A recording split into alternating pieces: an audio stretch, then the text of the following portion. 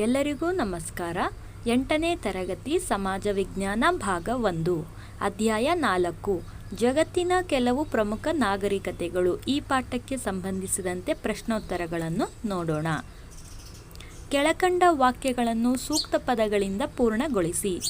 1ನೇ question, Egypt ನಾಗರಿಕತೆಯ ಕಾಲದ ಬರವಣಿಗೆಯನ್ನು ಡ್ಯಾಶ್ ಎಂದು ಕರೆಯುತ್ತಾರೆ. ಉತ್ತರ ಹೀರೋಗ್ಲೈಫಿಕ್ಸ್. ಈಜಿಪ್ಟನ್ನು ಆಳಿದ ರಾಜರುಗಳನ್ನು ಡ್ಯಾಶ್ ಎಂದು ಕರೆಯುತ್ತಿದ್ದರು. ಉತ್ತರ ಫ್ಯಾರೋ. ಗ್ರೀಕರು ಮೆಸೊಪೊಟೇಮಿಯಾವನ್ನು ಡ್ಯಾಶ್ ಎಂದು ಕರೆದರು. ಉತ್ತರ ನದಿಗಳ ನಡುವಿನ ನಾಡು ಎಂದು ಕರೆದರು. ಅಮೋರೈಟರ ಸುಪ್ರಸಿದ್ಧ ದೊರೆ ಡ್ಯಾಶ್. ಉತ್ತರ ಹಮ್ಮುರಬಿ. ಪ್ರಿನ್ಸೆಪ್ ಎಂದರೆ ಡ್ಯಾಶ್. ಉತ್ತರ ರಾಜ್ಯದ ಮೊದಲ ನಾಗರಿಕ. ರೋಮನ್ನರ ಭಾಷೆ ಡ್ಯಾಶ್. ಉತ್ತರ ಲ್ಯಾಟಿನ್. ಟೆಕ್ಸಕೊಕೊ ಎಂಬುದು ಮೆಕ್ಸಿಕೋದಲ್ಲಿನ ಒಂದು ಡ್ಯಾಶ್. ಉತ್ತರ ಸರೋವರ. ಇಂಕಾಗಳ ಆರಾಧ್ಯ ದೈವ ಡ್ಯಾಶ್. ಉತ್ತರ ಸೂರ್ಯದೇವ. ಹೊಂದಿಸಿ ಬರೆಯಿರಿ. ಇದು ಆನ್ಸರು ಹೊಂದಿಸಿ ಬರೆದಿದೆ. ಹವಾಂಗೋ ನದಿ ಚೀನಾ, ಕ್ಯೂನಿಫಾರಂ ಮೆಸೊಪೊಟೇಮಿಯಾ, ಕ್ಲಿಯೋಪಾತ್ರಾ ಈಜಿಪ್ಟಿನ ಕಡೆಯ ರಾಣಿ, ಹಮ್ಮುರಬಿ ಅಮೋರೈಟರ ದೊರೆ, ಚೀನಾದ ಮನೆತನ ಶಾಂಗ್. ಇದು ಹೊಂದಿಸಿ ಬರೆದಿದೆ.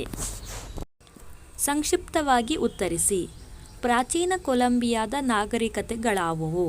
ಉತ್ತರ ಪ್ರಾಚೀನ ಕೊಲಂಬಿಯಾದ ನಾಗರಿಕತೆಗಳು ಮಾಯಾ, ಆಸ್ಟೆಕ್ ಮತ್ತು ಇಂಕಾ ನಾಗರಿಕತೆಗಳು. ಮಾಯನ್ನರು ಯಾರು? ಉತ್ತರ ಮೆಕ್ಸಿಕೋದ ಯುಕಟಿನ್ ಪ್ರದೇಶದಲ್ಲಿನ ಅಮೆರಿಕಾದ ಇಂಡಿಯನ್ ಮೂಲ ನಿವಾಸಿಗಳಿಗೆ ಮಾಯನ್ನರು ಎನ್ನುವರು. ಮಮ್ಮಿಗಳನ್ನು ಹೇಗೆ ಸಂರಕ್ಷಿಸುತ್ತಿದ್ದರು? ಉತ್ತರ ಸತ್ತವರ ದೇಹವನ್ನು ವಿವಿಧ ರಾಸಾಯನಿಕಗಳಿಂದ ಲೇಪಿಸಿ ತೆಳುವಾದ ಬಟ್ಟೆಯಿಂದ ಸುತ್ತಿಡುತ್ತಿದ್ದರು. ಇಡೀ ದೇಹವನ್ನೆಲ್ಲ ಆವರಿಸುವಂತೆ ಅವುಗಳನ್ನು ಸಂರಕ್ಷಿಸಲಾಯಿತು. ಹೀಗೆ ಸಂರಕ್ಷಿಸಲ್ಪಟ್ಟ ದೇಹವನ್ನು ಮಮ್ಮಿ ಎಂದು ಕರೆಯಲಾಗಿದೆ. ಈ ದೇಹವನ್ನು ವಿಶೇಷವಾಗಿ ತಯಾರಿಸಿದ ಶವಪೆಟ್ಟಿಗೆಯಲ್ಲಿ ಇಡಲಾಗುತ್ತಿತ್ತು. ಪಿರಮಿಡ್ಗಳ ಬಗ್ಗೆ ಲಘು ಟಿಪ್ಪಣಿ ಬರೆಯಿರಿ. ಉತ್ತರ ಈಜಿಪ್ಟಿಯನ್ನರು ಚಿರನಿದ್ರೆಯಲ್ಲಿರುವವರನ್ನು ಯಾರೂ ಬಾಧಿಸದಂತೆ ಬೃಹತ್ ಶಿಲೆಗಳನ್ನು ಬಳಸಿ ಗೋಪುರದಂತೆ ಸಮಾಧಿಯ ಮೇಲೆ ಕಟ್ಟಡವನ್ನು ಕಟ್ಟಲಾಯಿತು. ಗ್ರೀಕರು ಇದನ್ನು ಪಿರಮಿಡ್ ಎಂದು ಕರೆದರು.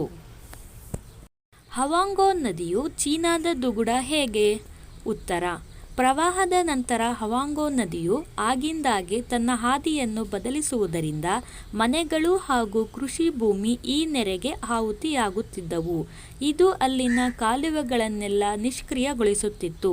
ಈ ಕಾರಣಕ್ಕಾಗಿ ಚೀನಾದ ಜನರು ಇದನ್ನು ದುಃಖದ ಪ್ರತೀಕ ದುಗುಡ ಎಂದು ಕರೆಯುತ್ತಾರೆ. ಜಗತ್ತಿನ ಪ್ರಮುಖ ನಾಗರಿಕತೆಗಳು. ಈ ಪಾಠಕ್ಕೆ ಸಂಬಂಧಿಸಿದಂತೆ ಪ್ರಶ್ನೋತ್ತರಗಳನ್ನೆಲ್ಲ ನೋಡಿದ್ದೀವಿ. ಈ ವಿಡಿಯೋ ನಿಮಗೆ ಇಷ್ಟವಾದಲ್ಲಿ ನಮ್ಮ ಚಾನಲನ್ನು ಸಬ್ಸ್ಕ್ರೈಬ್ ಮಾಡಿಕೊಳ್ಳಿ. ಧನ್ಯವಾದಗಳು.